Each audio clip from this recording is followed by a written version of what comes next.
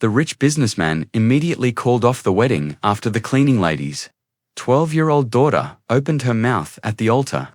Sophie's more distinct voice pierced the hallowed calm of St. James Cathedral like a keen blade, reverberating between the marble columns and rendering the 300 members of high society utterly immobilized. This woman can't get married. She lied to everyone. The 42-year-old billionaire Victoria Sterling turned slowly at the altar, his $50,000 gown rustling on the floor. His cold gaze landed on the diminutive shape of a 12-year-old girl, still dressed in her public school uniform, who was standing fearlessly in the center aisle of the most prestigious church in Manhattan. Who allowed this kid to enter? Everyone heard Victoria's voice shake as she yelled at the security guards. Real estate tycoon Richard Blackwood, the groom, appeared to be torn between his bride and the unidentified female who had just interrupted the year's most awaited wedding. Sophie Davis was not supposed to be present. For 7 years, Carmen, his mother, had been employed as a cleaning lady in Victoria's office. She consistently arrived before dawn to clean the 30 floors of Sterling Tower without the executives seeing. Only the stories her mother told her at home gave the girl any knowledge of that world. A world of secrets, wealth, and power that appeared as far away as another planet. But something had changed that Saturday afternoon. Sophie was more than simply the invisible cleaning lady's daughter. That fantasy ceremony would become a public nightmare because of what she had found. Get this kid out of here right now, security. Victoria gave the order, but her composure was starting to give way. Cell phones were already being covertly raised to record the strange event as the visitors whispered to one another. Sophie inhaled deeply, recalling the many evenings she had witnessed his mother sobbing in her room, thinking she was by herself. She thought of the papers she had discovered in the briefcase her mother had brought home the previous week. 3 days prior, when the millionaire believed the office was vacant, she had overheard Victoria on the phone. Sophie said, "I know who you really are, Mrs. Sterling." Her childlike tone a stark contrast to the mature resolve in her brown eyes. And all these important people need to know the truth before it's too late. The guests' chatter grew more intense. Victoria Sterling, whose flawless reputation as a moral entrepreneur and philanthropist had allowed her to build an empire, felt the earth ebb and flow. How could a 12-year-old possess knowledge that may jeopardize everything she had worked so hard to achieve? No corporate secret was almost as bad as what Sophie had found. This had the potential to ruin Victoria's decades-long image in addition to calling off that wedding. The girl was aware that this was the ideal time to come clean in front of politicians, reporters, and other high-ranking officials who looked up to her boss. Make sure you subscribe to the channel if you're curious in how a 12-year-old child discovered secrets that may bring down a billionaire. Sophie's revelations would transform that fairy tale celebration into a scandal that would never be forgotten. The bride's orders and the morbid fascination of seeing a high society scandal unfold in real time caused the security guards to pause for a few priceless seconds. When Victoria Sterling became aware of the hesitation, her facade of composure started to crumble under her weight like delicate porcelain. She yelled, "Get that child out of here now!"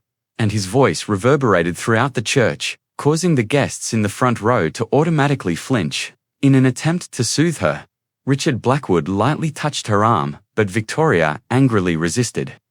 "Keep your hands off of me. You have no idea what's happening." The red velvet carpet, which cost more than her family's annual rent, contrasted with his cheap trainers as Sophie stood her position in the middle aisle. She was aware that security would not really intervene for a few minutes. However, she was also aware that she only required those minutes. "Do you remember the conversation you had last Thursday at 9 o'clock at night? When you thought the building was empty?" Victoria's face instantly went pale. She remembered that call perfectly. She had stayed late to take an international call that couldn't be made during business hours. The conversation contained information that could destroy not only his company but also send several people to prison. Carmen Davis had raised Sophie alone since the girl was 3 years old when her father vanished for 7 years.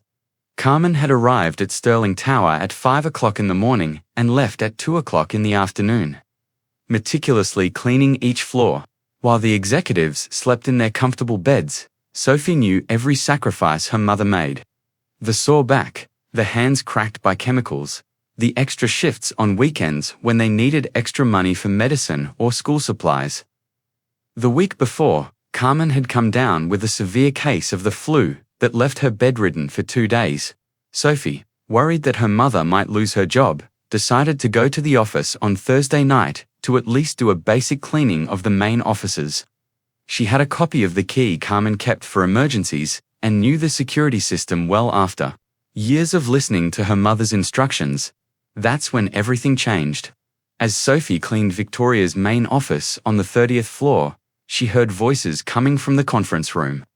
Victoria was there talking loudly on the phone, apparently believing she was completely alone in the building. The conversation lasted 47 minutes.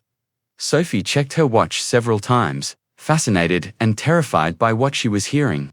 Victoria wasn't just discussing questionable business deals. She was coordinating something much more sinister. An elaborate money laundering scheme involving fake charities, which used her reputation as a philanthropist to funnel millions of dollars from drug cartels through her charitable companies. The dirty money came in through anonymous donations to her foundations, was laundered through fictitious social projects, and came out clean into bank accounts in tax havens. "Are you sure the audit documents were destroyed?" Victoria had asked. During the call, because if anyone finds out about the connection between the Hope Foundation and the cartel's deposits, we'll all be going to jail for a long time. Sophie had continued cleaning in silence, but his heart was beating so hard that she was sure Victoria could hear it. When the call ended and Victoria left, Sophie waited 20 minutes before moving. Then she did something that would change everything. Using the phone in Victoria's own office, she called her mother's cell phone and left a detailed voice message about everything she had heard. But Sophie didn't stop there. In the drawers that Carmen always cleaned, but never opened, Sophie found a folder marked Confidential Faye that contained documents confirming everything she had heard. Asterisk, "I don't know what you're talking about, young lady," Victoria said, but her voice trembled in a way that even the guests in the back rows noticed. "Security, please remove this disturbed child from here immediately," Sophie said, watching Victoria attempt to remain composed in front of 300 powerful guests, many of whom were authorities who could arrest Victoria on the spot if they knew the truth. She had taken pictures of every page using her mother's cell phone and saved the pictures to the cloud. Sophie smiled, a smile that carried a wisdom far beyond his 12 years. "Do you really want me to talk about the Hope Foundation in front of all these important people? Because I recorded everything, Mrs. Sterling." Every word. The silence that followed was so absolute that you could hear the buzz of cell phone cameras focusing on the confrontation. Victoria Sterling, who had built an empire based on her ability to control narratives and people, had just discovered that a 12-year-old child possessed information capable of destroying not only her reputation, but his freedom. Richard Blackwood looked confused between his fiancée and the girl, unable to understand how a child could have such specific information about private phone conversations. "Victoria, what is she talking about? What recording?" But Victoria couldn't answer. For the first time in decades, the woman who intimidated senators and made CEOs tremble was being confronted by someone she had completely underestimated, and, worst of all, this determined child didn't seem to have any intention of stopping there. Sophie took a deep breath, knowing that her next move would define not only Victoria's fate, but also the future of his mother and all the people Victoria had harmed over the years. What no one in that church knew was that the 12-year-old girl wasn't just exposing a secret. She was about to reveal a web of corruption that reached the highest echelons of power, and she had the evidence to back up every accusation she was about to make. Victoria Sterling tried to regain control of the situation with the same coldness she used in boardrooms to intimidate competitors. "Listen carefully," she said, raising her voice so that all the guests could hear. "This child clearly has mental problems. Her unstable mother is attempting to blackmail me through her own daughter after losing her job this week due to stealing." Sophie didn't back down an inch. "My mother has never stolen anything in her life," she declared, her voice piercing the murmurs like a sharp blade. "And she didn't lose her job." The lie came so naturally that even Richard appeared to believe it for a moment. A number of guests murmured among themselves, some shaking their heads in disapproval at the desperate attempt of a struggling family. This was precisely the kind of narrative the elite loved, portraying the poor as villains of their own suffering. After I informed her about the tape and the pictures I had taken of his office, she resigned yesterday. After 7 arduous years of working for Victoria Sterling, Carmen Davis would arrive before the sun rose and leave only after every floor of Sterling Tower was immaculate. She had remained respectfully silent about the odd things she heard or saw from time to time. Late-night encounters with dubious-looking individuals, papers being destroyed by the paper shredder, and phone conversations in unfamiliar languages. At first, Carmen didn't think her daughter was telling the truth when Sophie arrived home last Thursday. Her eyes bright, her cell phone shaking in her tiny hands. But Carmen felt everything fall apart when Sophie played back the taped version of Victoria's phone call, with every word blatantly obvious and damning. Sophie had told her mum, "She's laundering drug money through charity organizations," while displaying the photos of the documents she had surreptitiously obtained. Millions and millions of dollars. And there are other people involved. Politicians, judges, even members of the police force. Carmen spent the entire night examining every photo document, every text message Sophie had taken, and every detail of the 47-minute recording. He had information that, for the first time in his life, could destroy one of the most powerful women in the nation. But she also knew that this same information could put her and Sophie in grave danger. On Friday morning, instead, when Carmen placed Sophie's phone on his desk and played the recording of Victoria discussing money, the journalist's eyes lit up as if it were Christmas. "M. Davis," he said calmly. "Her daughter may have uncovered one of the largest money laundering networks on the East Coast." Over the next 3 days, Mitchell worked discreetly to verify every piece of information Sophie had collected. He confirmed that the Hope Foundation, Victoria's main charitable organization, had received dozens of suspicious deposits totaling more than $20 million over the past 2 years. He confirmed that the money was quickly transferred to accounts in tax havens through a complex network of shell companies. He confirmed that at least 6 people mentioned in Victoria's recording had direct connections to drug cartels investigated by the FBI. Meanwhile, Sophie spent those 3 days acting like a normal child, attending school, doing homework, helping her mother with household chores, but inside, she was preparing for the most important moment of her life. She knew that Victoria Sterling would be getting married on Saturday in a ceremony that would be broadcast live to millions of people. She knew it would be the perfect opportunity to expose the truth in front of witnesses that included senators, judges, business people, and journalists. On the morning of the wedding, Carmen tried to convince Sophie to let James Mitchell handle the situation alone. "Honey, this is a job for adults. Let the reporter publish the story on Monday." But Sophie had learned about justice by watching her mother work tirelessly for years for people who barely acknowledged her existence. "Mum, if I don't speak up now in front of everyone, Victoria will find a way to get away with it. Rich people always do. But if I speak at her wedding in front of the cameras, she won't be able to deny it. Security, I am ordering you to remove this mentally disturbed child immediately." But Sophie smiled. A smile that carried the wisdom of someone who had grown up too fast. "Mr. Sterling, do you really want me to leave? Because if I leave now, I'm going straight to the television cameras outside. And I'm sure he'll love to hear about his $23 million in dirty money." The specific number hit Victoria like a shot. 23 million was exactly the total amount that had been laundered through the Hope Foundation over the past 2 years. A number that should only be known to her and her closest accomplices. How could a 12-year-old have such precise information? Richard Blackwood looked increasingly confused between his fiancée and the determined girl. "Victoria, for God's sake, what money is she talking about? What 23 million? Victoria felt cold sweat running down her back.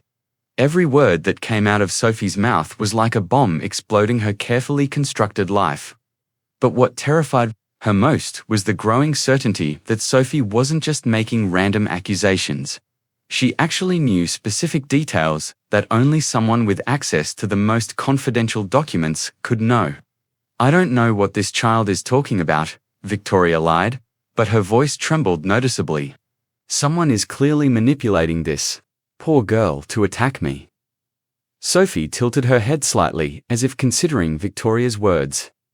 "Okay, so you won't mind if I show everyone the photos I took of the documents in his office, right? Or if I play the recording of his conversation with the cartel about how to make dirty money look clean through his fake charity organizations." The silence that followed was so absolute that you could hear the hum of the chandelier lights.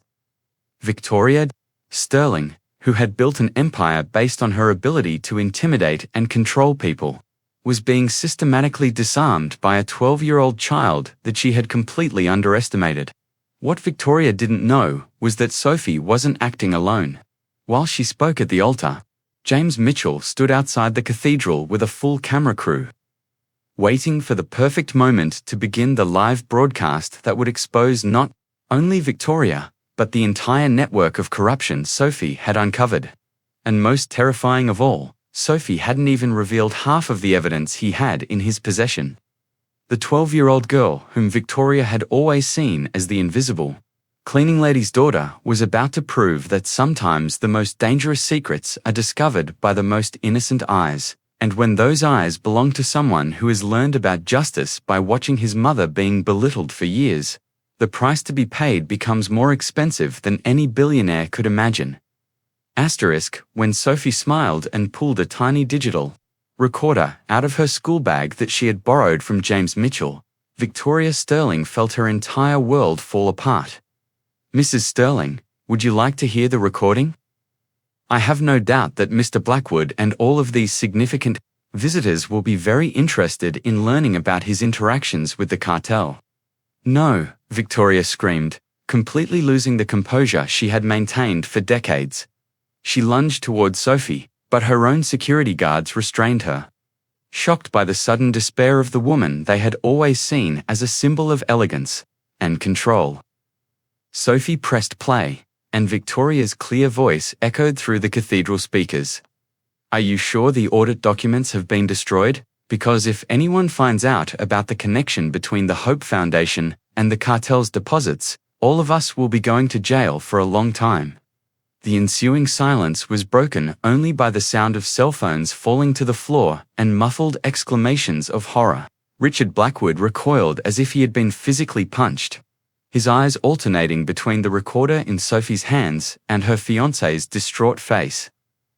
"Keep listening," Sophie said calmly. Moving on to the second part of the recording, Victoria's voice continued. "The Medi-cartel money is coming in on Thursday. 23 million via the account of the Hope Foundation. Before anyone sees the trend, we must move everything to the Cayman Islands accounts." One of the most notable visitors, Senator Williams, rose suddenly, his face as white as paper. For years, he had openly supported Victoria as a model of a moral businesswoman. He now became aware that he was attending an international criminal's wedding in the front row. Richard said, "Victoria, please tell me this is a lie." However, there was already a terrible surety in her voice that everything she said was accurate. "Inform her that there is no evidence that my fiancé launders money for drug traffickers at the age of 12. Sophie had placed herself strategically next to the main microphones, and Victoria attempted to dash to the altar to switch off the recording. With each phrase amplified for everyone to hear, the girl kept playing the discussion. "We risk more than simply life in jail if the federal government discovers that we are laundering money through charities. We're all in the electric chair." There was panic in the cathedral. Fearing that they would be linked to the scandal, guests started to get up and leave quickly. Others stayed motionless, using their cell phones to record every moment. A child that Victoria Sterling didn't even know existed was publicly destroying the lady who had built an empire on her impeccable reputation. Victoria shouted, "Turn that off." But the escalating mayhem drowned out her words. Professional cameras were now recording every second of the billionaire's collapse after James Mitchell and his colleagues had successfully entered the church. In the middle of the storm, Sophie maintained her composure while her distinct voice sliced through the commotion. There's more. I took pictures of every document that supports this recording's accuracy. She displayed numerous pictures of signed contracts, bank transactions, and communication from the entire money laundering plan on her cell phone.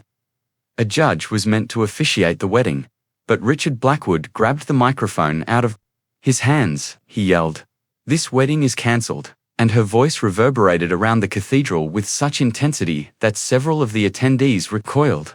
Victoria attempted to approach him, her flawless makeup ruined by hazy tears, saying, "I will not marry a criminal." Sophie had already begun playing a second recording when she said, "Richard, I can explain. It's not what it looks like. That child is lying."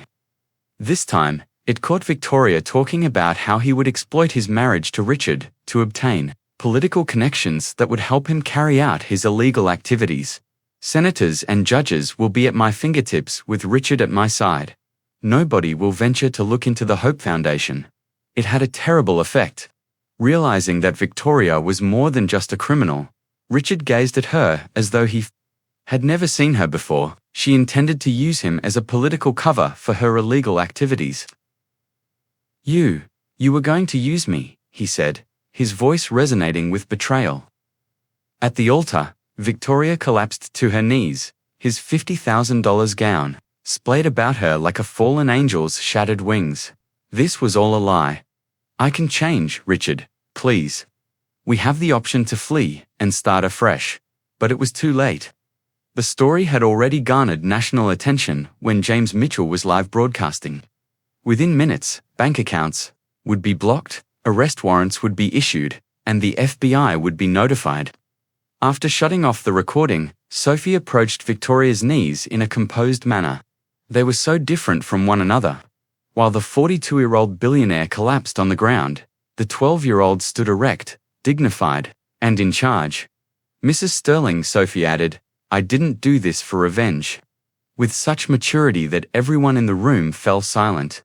"I took action because my mother instilled in me the belief that you must speak up when you witness wrongdoing. Even when no one believes him, even when it's frightening." Victoria's angry eyes met Sophie's as she raised her head. "My life was ruined by you." Slowly, Sophie shook her head. "No, ma'am. When you decided to launder money for criminals, you ruined your own life. I simply revealed your true self to everyone." In the distance, police sirens were already audible, speeding towards the church. Victoria Sterling was aware that she would be arrested in front of the same people who had idolized her for decades in just a few minutes. A 12-year-old girl who just wouldn't keep quiet about injustice had devastated his empire, her reputation, and her freedom. And everyone in attendance realized that they had witnessed something far more significant than the cancellation of a wedding as Sophie gently made her way to the exit while clutching the hand of her mother, Carmen, who had hurried to her side. They had seen firsthand how one of the largest criminal schemes of the decade was overturned by the truth, delivered by the most unexpected voice. The narrative of Sophie Davis, however, was only getting started. Nobody yet realized how this realization would change his life and encourage millions of people worldwide to have the guts to speak the truth, regardless of how strong the individuals trying to quiet them were. 6 months later, Victoria Sterling was wearing an orange federal prison uniform, and stress had caused her once perfect nails to grow out. All of his assets were frozen by the FBI, and 17 people, including 2 senators and a federal judge, were arrested as a result of Sophie's exposure of the money laundering scam. Richard Blackwood publicly thanked a 12-year-old girl for her exceptional bravery in preventing him from marrying a felon in interviews with all of the major networks. Victoria's reputation was utterly ruined by the controversy. No renowned attorney would consent to represent her. She was sentenced to 25 years in prison without the chance of parole. And her former high society friends claimed not to remember her. Carmen Davis never again had to spend the early hours of the morning cleaning offices. With $200,000 from the FBI's prize for money laundering information, she was able to purchase her own home and launch a cleaning business that hired 15 hitherto unseen women from the neighborhood. Richard Blackwood, who became a mentor to the family, awarded Sophie a full scholarship to the most prominent private school in Manhattan, just like she did. Based on Sophie's findings, James Mitchell's study earned her the Pulitzer Prize, and she divided the money with a girl who made it all possible. Children and adults were inspired to highlight abuses they saw after Sophie's tale went viral. She was asked to give speeches at civic courage conferences.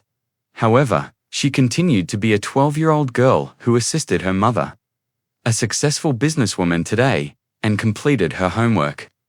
In her lonely cell, Victoria realized at last that she had misjudged the individual. The youngster she believed to be the daughter of an unseen housekeeper had turned into the voice that brought down criminal enterprise worth $23 million. He practically lost everything because of his conceit and haughtiness.